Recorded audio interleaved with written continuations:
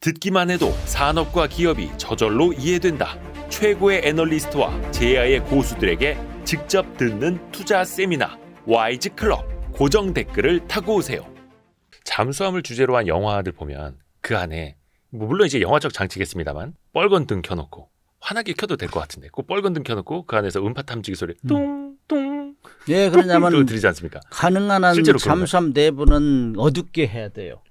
그래요? 그 왜? 빛이 새 나가진 않잖아요. 왜 그러냐면은 잔망경을 보려면은 밖에 하고 비슷하게 맞춰줘야 돼요. 이 룩스라고 이제 룩스 이거 밝기, 조도. 조명도를 그래야지 뭐 밖에는 허우는데 뭐 잠수함 밖 안에는 뭐 캄캄했다 그러면 눈이 적응을 빨리 못해요. 그래서 항상 밖에 시간하고 맞춰서 이 조명도를 맞춰줘야 돼. 바깥이 대낮이면 여기도 밝게, 밤이면 또 어둡게. 네. 밤에 뭐 밤인데 밖에는 밤인데 여기 작전하는 사람들이 불 호원하게 켜고 있다가 그럼 아무것도 안 보인다고.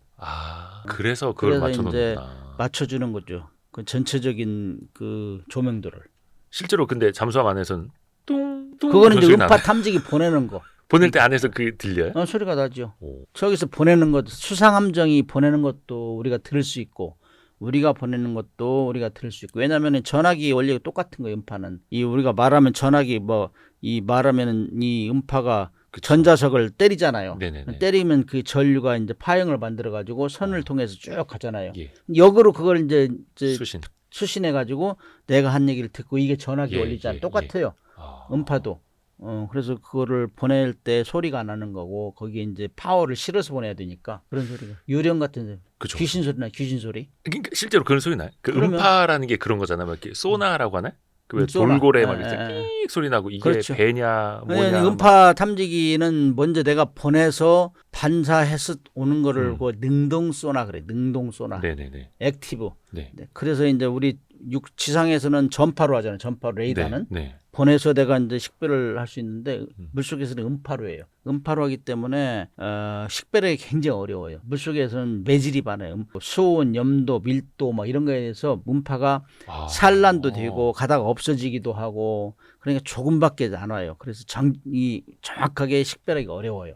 전파는 뭐 레이더 파워 그러면 정지각이 오잖아요. 예. 음파는 뭐 가다가 휘어지기도 하고 없어지기도 하고 그러니까 굉장히 탐지기가 어려워요.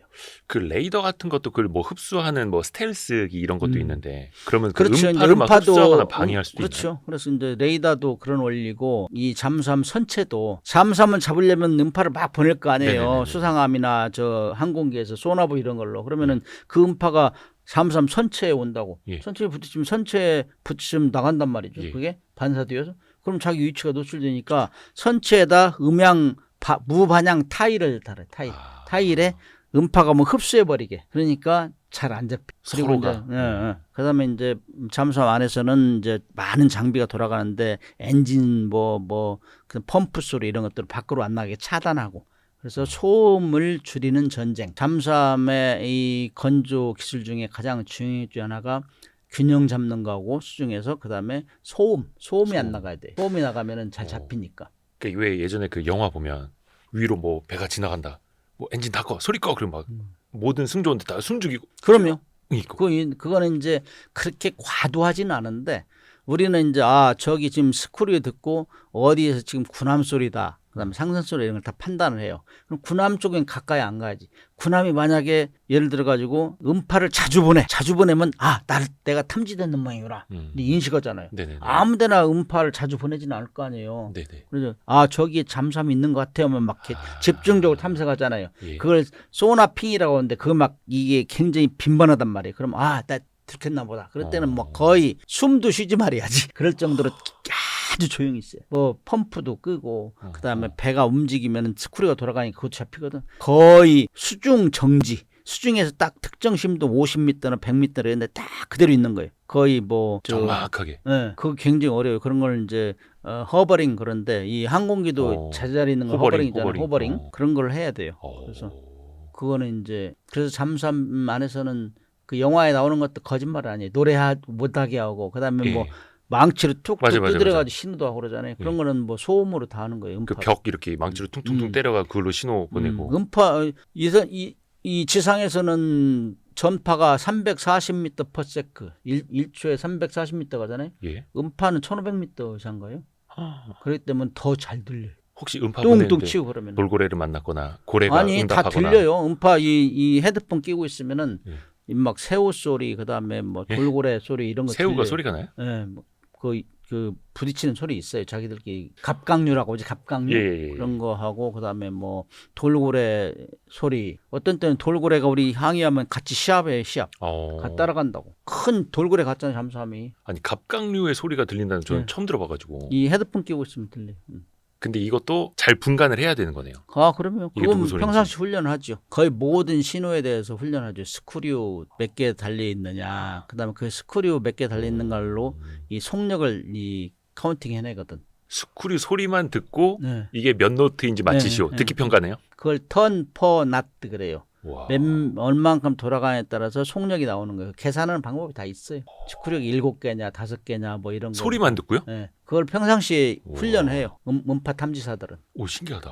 그 이게 스크류가 4개인지 7개인지 그런 지금 구분해놔야죠. 속력이 얼마인지. 근데 요즘에 들어서 이제 와. 워러제트라는 게 생겨가지고 스크류 없이 물을 앞에서 아. 사무소 앞에 뿌려서 막 뿌리는 게 있대. 워터젯? 예, 워러젯, 어. 펌프젯이라고 하고 그러는데 그렇게 되면 이제 스크류가 이제 없으니까 속력 체크하기 쉽지 않아요. 완전 그 제트기처럼 물도.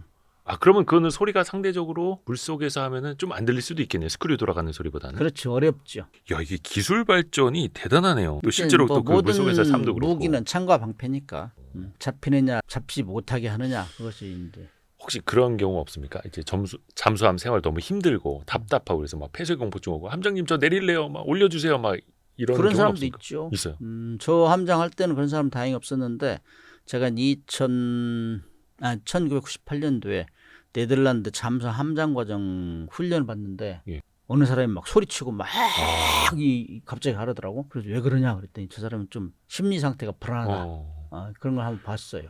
그럴 수 있겠죠. 그 폐쇄된 공간에서. 근데 이제 그래서 이제 가정 사정도 좋아야 되고 여자친구가 싸우지도 말아야 되고. 이제 그 보면 알지. 이제 함장 같은 게 저 기분이 심상치 않다, 표정이 안 좋다 하면 이제 예의주시해야죠. 예의주시. 그래서 이제 말 한마디도 잠수하면 따뜻하게. 그래서 이제 승조원들이 굉장히 친해요. 친하고 함장은 다 파악하고 있어요. 그런 것들을. 그래서 제가 지금 뭔가 문제가 있는 사람이다. 이게 느낌이 있어요. 그래서 잠수함에서는 talk with eyes, 그냥 눈으로 대화를 할 정도로 이렇게 친밀하게 지내야 돼. 그래야 이제 문제가 안 생겨. 그렇지 않으면 툭툭 사고 치면 이제 잠수함 같은 경우는 3차원 기동한단 말이야. 물속에서 항공기하고 똑같아요. 예. 그렇기 때문에 잘못 꺾어가지고 탈을 꺾어가지고 뭐 기분 나쁘면 막 들어가 버리면은 파괴 심도 이상 들어가면 잠수함 깨지는 거죠. 다 죽는 거지. 훈련도 열심히 해야 되고 육지에서 바다 나가서 훈련하기 전에 잠수함은 지상 훈련 장비를 다 훈련해요. 그래. 실제 바다에서 같이 똑같은 잠수함을 만들어가지고 시뮬레이터로 그리고 훈련을 거기서 숙달 되면 나가야 돼. 그렇지 않으면은 가서 헛지다가 큰일 나네요. 재앙이 생기지. 비행기랑 똑같네요. 네. 근데 이게 또 압력이 또 다르잖아요. 수심에 따라서. 왜 중간중간 당연하죠. 감압한다고 하고 빨리 떠올라서도 안 되고 빨리 들어가서도 안 되고. 밑에 들어가면 100m 정도 들어가서 만약에 예를 들면은 뭐 이만한 뭐 1cm 파공이 생겼다, 구멍이 생겼다. 예. 그런 것들은 뭐 수심 100m 들어간다 그러면은 터지겠죠. 완전 그 총알보다 더 센단 말이에요. 그런 것들이 엄청나게 세. 얼마 전에 어떤 그 뭐 억만장자들이 유럽이었나 해외에서 어디 완전 심해 탐사하다가 좀 안 좋은 일도 생겼었고. 그렇죠. 그런 경우가 이제 타이타닉 잔해 뭐 이렇게 하다가 갔는데 투어한다고 하다가. 그런 것들은 이 수압을 무시하는 거예요. 수압 원래 깊이 들어갈 때는 지상에 물 위에 있는 그 지휘소하고 계속 들어가면 체크를 해야 돼요. 50m 들어가서 다 체크하고 이상 없다. 그러면 여기서 이상 없으면 또 100m 들어가서 또 다 검사하고 물 들어온 거 안 들어온 거 검사하고 이상 없다. 그러면 이렇게 천천히 하면서 유의하고 통신하며 내려가야 되는데 그런 안전 절차를 무시하고 그냥 들어가면 갑자기 그냥 구멍만 나도 완전히 재앙을 면할 수가 없죠. 그래서 들어가면서 체크하고 확인하고 또 들어가면서 확인하고 이런 식으로요. 얼마 전에 저희가 KF-21이라고 보람의 전투기 국산화하는 이야기도 아주 재밌게 들었는데 도산 안창호 함이 국산 기술로 만든 최초의 잠수함. 3,000톤급이라고 하는 거고 이거는 처음에는 어떻게 보면 이제 국가 주도로 개발이 됐던 거겠죠. 이거는 이제 우리가 독일에서 1992년도에 장보고함을 인수해가지고 1,200톤짜리 인수해가지고 독일에서 훈련 받고 네. 그다음에 건조 기술도 일부 배우고 그래가지고 이제 한국에서 대우조선해양하고 현대중공업 교호로 조립 생산을 했어요. 네. 그 위에는 이제 원자재, 머터리얼 패키지라는 걸 다 가져와요. 가져와 조립 생산을 했는데 조립하면서 생산하는 기술, 그다음에 장비가 고장 나면 또 뜯어보고 하면서 리엔지니어링 이런 것들을 쭉 해왔어요. 네네. 해오다가 보니까 우리가 어느 정도 만들 수 있겠네. 우리가 언제까지 독일에 사올 거야. 그래서 이제 우리도 이제 자립하자 이렇게 하면서 18척을 만들면서 이렇게 계속 노하우를 습득했죠. 그래서 209 1200톤짜리를 9척을 하면서 이거 만들어야 되겠다 하면서 이제 1800톤짜리 들어오기 시작하면서부터 이제 우리 거 만들자. 왜 언제까지 독일에 사올 거야. 이게 그래서 몇 년도쯤이죠? 그 기술을 개발해 가지고 우리가 이제 독일에서 가져온 이후로 한 30년 만에 우리가 독자적으로 만들었어요. 그러니까 독일 기술의 베이스가 되는데 지금은 볼 때는 뭐 우리가 독일 기술을 이미 능가했다. 저는 그렇게 평가를 해요. 왜냐하면은 이제 독일에서 원자재를 사다가 개발한 잠수함이 1,200톤짜리, 1,800톤짜리 있는데 이 잠수함하고 같이 훈련을 해봐요. 우리 잠수함하고 3,000톤급짜리. 네. 그러면 먼저 잡고 안 잡히고 이것이 1번. 예. 그 잠수함의 설계 건조의 노하우를 측정하는 1번 포인트가 그거예요. 잘 안 잡히고 먼저 잡고. 네네네. 우리가 그거 하고 있단 말이죠. 그다음에 무장도 우리가 크기가 우리는 3,000톤급이고 독일에 사온 건 1,800톤짜리잖아요. 네네네. 그런 것들 보면 우리가 무장도 더 많이 할수 우리는 있고. 막 수직 발사관도 있잖아요. 디젤 잠수함에. 그다음에 이제 독일에서 개발한 것 중에 하나가 통상의 디젤 잠수함, 전 세계에 있는 디젤 잠수함은 11km 시속. 예. 4내지 6나트니까 11km 저속에서 예. 스노클하면 들킨다고 했잖아요. 예. 스노클을 안 하고 조용히 숨어 있다. 예를 들어 가지고 우리가 쫓긴다. 그럴 때는 한 일주일 정도 견딜 수 있어요. 저속으로. 근데 거의 뭐 일주일이 갈지 계속 저기 폭리 떨어뜨리면 일주일 갈지 뭐 더 오래 견뎌갈지 모른다. 그래가지고 그걸 좀 늘리자. 예. 완전히 늘린 거는 핵잠수함이에요. 네네네. 완전히 늘린 거는. 네. 근데 핵잠수함 가지려면 우라늄이 들어가야 되고 그러니까 우라늄은 정치적인 영향이 있잖아요. 네. 뭐 핵무기 만들까 봐 오래 만들. 그러니까 그러면 핵잠수함을 만들지는 못하지만 그래도 디젤 잠수함에서 성능을 잠항 기간을 좀 느리자. 이렇게 만든 게 독일에서 만든 게 AIP라는 게 있어요. 거기에는 네. 이제 에어 인디펜던트 프로펄전 해가지고 공기 불유 추진 장치. 예. 공기가 없어도 물속에서 좀 한 2주 정도 더 느리는 거예요. 저속에서 예. 고속은 아니고 그렇게 개발한 게 독일에서 연료전지라는 게 연료전지. 아하. 근데 연료전지를 우리 독일에서 가져온 1,800톤짜리 그걸 실었어요. 네. 그래가지고 성능이 이제 업그레이드 됐는데 그것이 상당히 문제점을 많이 일으켰어요. 뭐 가다가 뭐 꺼지는 거야. 그거 작동이 중지되는 거야. 시동이 꺼진다고요? 독일 거가. 그래서 이제 가끔씩 꺼는 이유 없이 그런 거를 우리가 겪었는데 그래서 우리가 이제 다시 개발하면서 우리가 개발할 때는 3,000톤짜리는 우리가 이제 독자적인 기술, 그 뭐 물론 독일의 기술을 이제 벤치마킹해서 했는데 우리 거는 한 번도 안 꺼지. 그런 거 보면 우리가 이제 독일보다 낫다고 얘기할 수 있죠. 조용하고 그다음에 오래 견딜 수 있고 무장도 우리가 앞서 있고 그러니까 뭐 요즘 필리핀 뭐 캐나다, 폴란드, 사우디 이런 데 우리 거 살려고 지금 많이 혈안이 돼 있죠. 그게 우리 기술로 잠수함을 만들자라고 했던 게 2000년대 초반부터인가요? 2008년도부터 시작했어요. 2008년도. 프로젝트를. 예. 그 당시에는 여론이나 아니면은 뭐 정부나 정치권의 반응은 어땠을까요? 우리 국산 잠수함을 만들자라고 했을 때. 아니 우리의 경쟁 회사들, 경쟁 국가들은 너희들 택도 안 된다 했지 다. 택도 안 된다 하고 경쟁 국가들은 살살 방해 공작도 했죠. 왜냐? 우리 한국 사람이 잘하잖아요. 잘하기 때문에 이거 우리가 팔아야 되는데 저기들 만들면 우리가 더 못 팔아. 이래가지고 견제도 들어오고 그랬어요. 방해 공작까지. 네, 그러나 뭐 우리는 한다면 하는 나라니까 그래서 뭐 아마 시작하고 나서 13년 만에 이제 잠수함 하나 나왔죠. 그것이 이제 빅히트를 친 거죠. 2021년? 21년. 네. 그게 도산 안창호. 네, 도산 안창호. 근데 얼마 안 된 거네요, 사실은. 그렇죠. 개발이 오래 걸린 거고 이제 나오기 시작한 거는 뭐 한 3, 4년밖에 안 된 거고. 건조 시작한 이후에는 한 13년 정도 걸렸을 건데 지금 나온 지는 얼마 안 되지요. 그래서 이제 뭐 그 성능을 이제 취역 훈련하고 모든 거 하면서 거기에 SLBM 2021년 9월달에 SLBM 또 여섯 번 있는 거 발사 시험 발사 성공했잖아요. 네네네. 그래서 이제 여러 국가에 이제 그 널리 이제 입소문이 났죠. 가성비도 좋은가요? 가격이 많이 싸요? 독일 거에 가격은 지금 디젤 잠수함 중에는 크기가 이제 일본 거 우리 거 비슷하고 나머지는 뭐 2,000톤 이내인데 호주 거가 3,300톤 정도 되는데 호주 거는 스웨덴 기술로 해가지고 그건 실패작이라고 소문이 났어요. 너무 시끄럽고. 가격은 일본 거 우리 거 비슷할 거예요. 근데 이제 거기는 무장이 장비가 많이 들어가니까 독일 거보다는 비싸죠. 네네네. 그럼에도 불구하고 그렇게 동일한 크기의 잠수함을 만들어낸다 하면은 우리 한국 것이 싸지 않을까? 왜냐하면 우리는 뭐 거의 이제 북한하고 대치하면서 규모 생산을 이루어냈잖아요, 항상.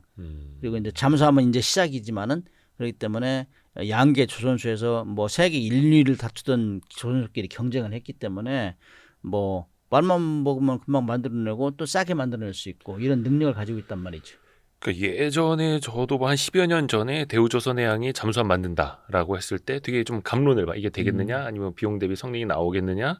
근데 그게 일단은 2020년대 들어서는 꽃을 피우고 있는 거고. 이게 그러면 수출도 많이 가능한 거예요?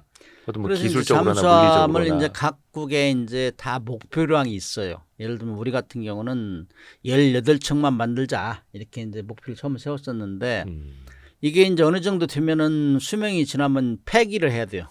잠수함을 퇴역시키고 새로운 잠수함을 만들어내야 되는데 우리가 정비를 너무 잘해서 뭐 독일 거 물론 성능이 좋지만은 그것이 한 뭐 6, 7년씩 연장이 된 거예요. 그런 가운데 이제 새로운 잠수함을 만들기 시작하니까 이건 목표량을 오버했단 말이죠. 그래서 지금은 이제 양계 조선소가 잠수함 만들어내고 있는데 그 조선소가 잘못하면은 이제 이 생산 시설을 축소해야 될 상황이라.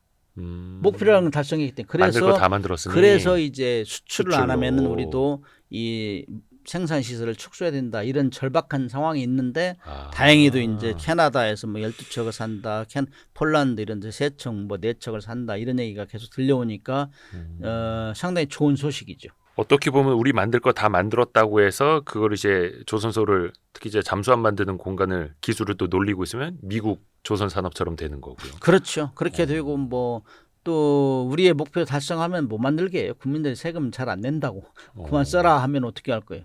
근데 이제 결국에는 방위 산업이라는 거는 자주 국방도 하고 또 수출해서 또 국민한테 돌려주고 이 경제 활성화도 시켜야 돼요. 그렇죠. 그거 제일 잘하는 나라가 미국이잖아요.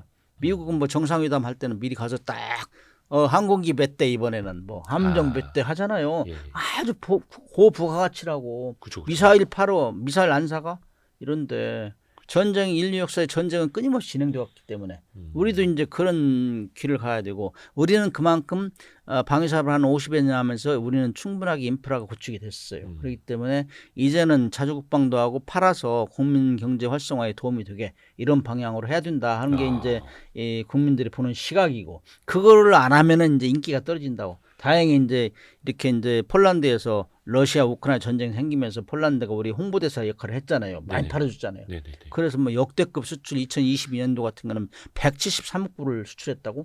그래서 막 그 우리 12대 뭐 전략 사업에 택도 한 대 끼지도 못했는데 국가에서 이거 뭐 가능성 있네 해가지고 전략 산업을 선정하자 했잖아요 대통령이. 네네네. 그래서 계속 이제 전폭적으로 밀어주고 있는 상황이고 그래서 이제 러시아 우크라이나 전쟁이 끝나면 어떻게 할 거냐. 근데 이제 이미 이 유럽에서 우리의 장비의 무기의 성능을 잘 알아줬어요. 네네네. 그렇기 네. 때문에 이제 무기라는 거 원래 한번 시작하면은 10년 정도는 가요. 개발하는데. 그래서 네. 이제 폴란드도 우리 것만 사갈 것이 아니야. 우리가 이제 독일에서 잠수함 사와가지고 우리가 수출하는 거와 똑같은 거예요. 네. 그래서 폴란드에서도 이제 그런 전략을 세우는 거죠. 우리 거 이제 사다가 K9 자주포, 뭐 K2 전차 이런 거 사다가지고 뭐 FA-50 공격기는 사가지고 그 기술을 베이스로 자기도 팔려고 하는 거죠.